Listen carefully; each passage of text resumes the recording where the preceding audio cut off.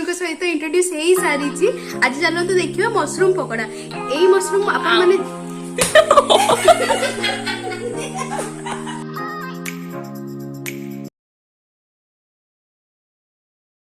Hi hello नमस्कार दर्शक बंधु आपण मानक रुचिस ब्लॉग को बहुत बहुत स्वागत।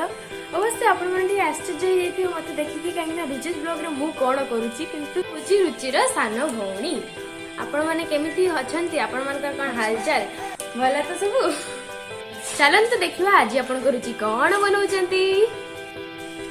मु आज मशरूम रो पकोड़ा बनैबी। एई मशरूम ता आपण को लोकालिटी रे कोन कहंती आपण कमेंट सेक्शन रे नियाती जणैबे। हमर एठी पार्वण छतु आउ गिहुडुणी छतु भी कहंती। तो आसंतु देखिबा हम केमति बनौची मशरूम पकोड़ा पार्वण छतुरो। चलो तो मशरूम को भलो भाबरे धोई की छोटे छोटे पीस काटी नेची तपर लूण देबी। तपर अदा रसुण प्याज रो पेस्ट बनैची ताको 1 टेबल स्पून देबी।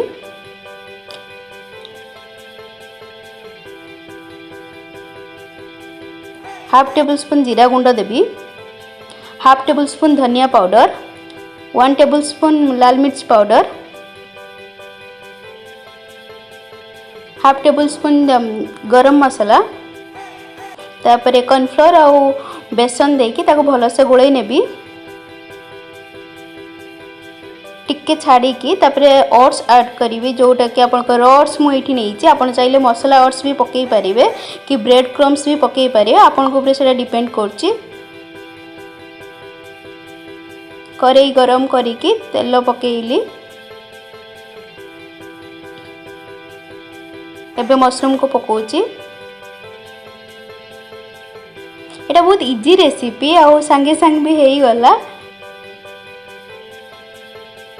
पकोड़ा हो सारा परे ता ऊपर टिके चाट मसला ऊपर स्प्रिंकल करिवे। एटा और टेस्ट को बढ़ाई दिए।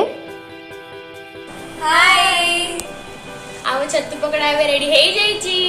ता सहित आपनकर मॉकटेल से छतु pakora taste wow it's amazing. चलन तो एबे टेस्ट करबा छतु pakora. Like share subscribe and comment करबा को जमा भी भूलिबेनी। Thanks for watching.